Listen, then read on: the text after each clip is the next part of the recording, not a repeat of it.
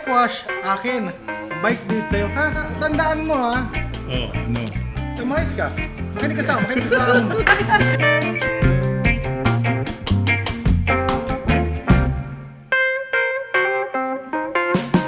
Pwede from ano? So ganyan, mas okay yung ganyan. Oh yeah, okay.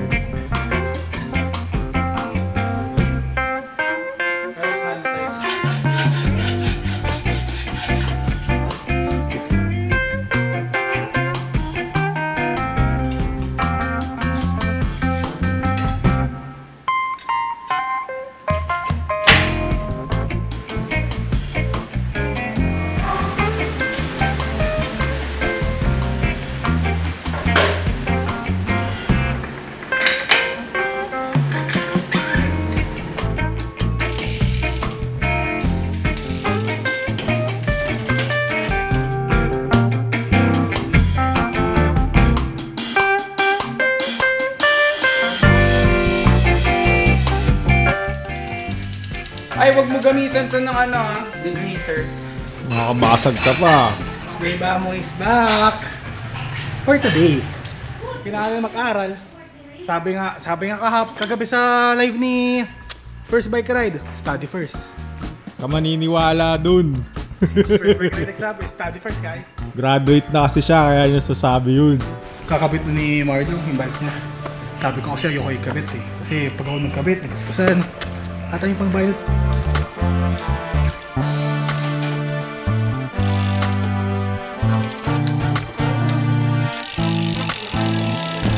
Yung nagagawa ng pag-aaral, Patrick, di ka na marunong magugas ng bike. Paano ba magugas ng bike? Una, maghanap ka muna ng pwede mong sabitan. Bike stand or yung naka-floor mount. Ideally, basahin mo muna. Tapos, pag sasabunan mo na, unahin mo pataas, pababa. Kasi yung mga nasa baba, yun yung mga madumi, ganyan. Pag sinabunan mo na agad sa baba, yung mga dirt dun sa front, pwede niya magasgas yung paint eh. So, mas maganda yung less dumi. Or sa taas, diba, less dumi. Yung muna yung unahin mong hugasan.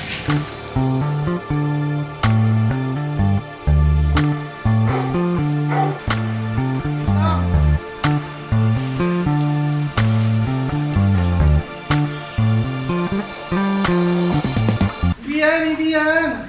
Pang chain kasi yan. Pang cogs yan. Ito naman ito. Grabe, squirt. Saan galing yung tune na yan? Grand Trail, naka-discount. Bakit?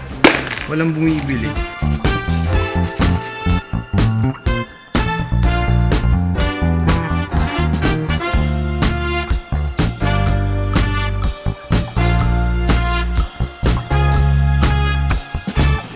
May gas-gas. O, tignan mo, may gas-gas na. Ayun, parang Ay, baduy. may mga grayish na. Sasha Gray. Lahat na ata ng mga pampamahal na words nasa frame na to eh.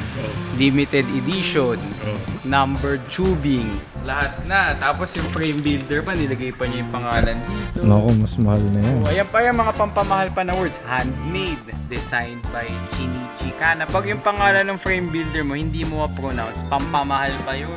Yung mga words na nagpapamahal ng bike, logged yan, logged. Ito, hindi kita eh, mamaya ipakita natin. Boss, nagka-bike wash ako. Puro kayo Sorry. Tapos bespoke, custom made, custom paint, made in Japan, San Renzo pa, Cherubim, gumagawa ng NJS track frame.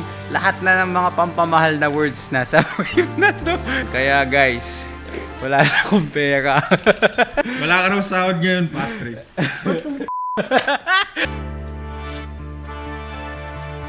Nakagulong ako ng tayo kahapon. Yung gasa siya yung gulong ko. Quiet lang. Pa-picture lang. Alis ka dyan. Hindi, okay na yung nakatard ko kanina. Hindi, wag naman sobra. Punyeta. Mga truck.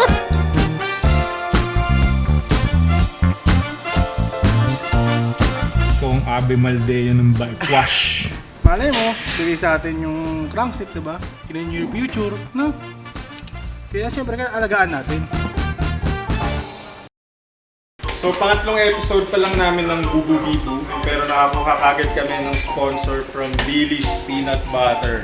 Ang laman ng ating Lily's package ay isang malaking classic na Lily's Peanut Butter na para siyang miniature na lalagyan ng samalamig. So ngayon, naisip namin practical use ng mga nakuha namin peanut butter ay gagawa kami ng kare-kare. So ito na ang proseso ng paggawa ng kare-kare. Del Monte Quick and Easy Kare-Kare Mix. Baka naman. Kaya na, prinito ng talong.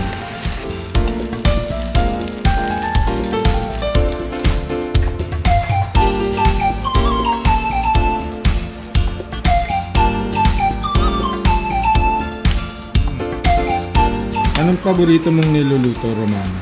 Adobo, sir. Adobo? Eh, nung huling kakain kami ng adobo, naging sinigang. Di ba? Yun yung kinain ni Gretchen, sinigang. Adobo with a twist. Yun yung twist. Ang ganda ng twist. Mga tindi. Solid. Tama daw yung ratio mo ng ng gulay. Hindi marami.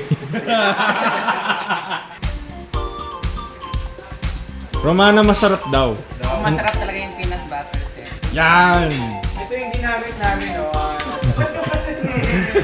Pakita mo yung umiiyak na Grabe, tinago niya yung Skippy. Huwag kang lalabas dyan, makikita ni Shoti. Paano ko ba nakuha yung frame? Dahil yung Sanrencho is yung Japan nga na legendary Japanese frame builders. Custom frame builder sila sa Japan na originally mga race bikes and mga track bikes yung ginagawa. After Sanrencho, Cherubim na yung parang nagtuloy nung brand. Pero under Cherubim na. May kasama ako noon na collector din ng bikes. Si Sir Enzong yung parang mentor ko sa mga vintage bikes. Nag-order siya ng Cherubim kasi nga, yung Columbus tubing. Nag-release sila ng limited edition na tubing, 100-year anniversary.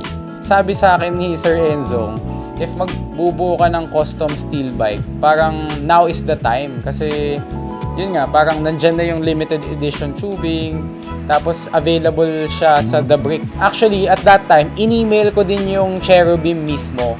Tinatanong ko kung meron pa silang slots sa Philippines for Cento tubing. Tapos sabi nga nila, meron pa daw isang slot. So, nung sinabi nila na isa lang yung slot, parang naisip ko, sige, pagawa ko na yung frame, bahala na. Pero at that time, road bike siya. So, same yung geometry, pero for thinner tires. Ay, may pusa. Ano pa ba? Oh, nag-promise kasi sila na mga mid-2021 dadating. Nung malapit na, nagtatanong na ako kung malapit na ba, ganyan. Tapos sinabi nila, nabigay daw nila sa ibang build, yung steel tubes ko. So, kailangan na naman maghintay uli. So, nag-cost na ng delay, kaya naging almost 2 years. So, inaway ko talaga sila, parang sabi ko, I thought you're a super high-end brand and yet you have, shitty service, mga ganun. Sabi ko na lang, I don't mind the delay, but can you at least change the geometry? Mga end of 2021, ni-request ko na para quits na kami, hindi na ako magtatampo, bati na kami, hug. Sabi ko, sige, baguhin nyo na lang yung geometry. So yun, naging naging gravel bike siya. 700 by 43 yung maximum tire clearance niya. Pinost na ng friend ko sa Reddit Tapos may nag-comment parang sa Cento daw, mga 3 to 4 bikes pa lang daw yung nabibuild na gravel bike. Oo. Hindi naman gaanong pumangit yung dahil sa bike skill. Pero okay lang, at least hindi nagagasgas yung frame. Kaya guys, use protection.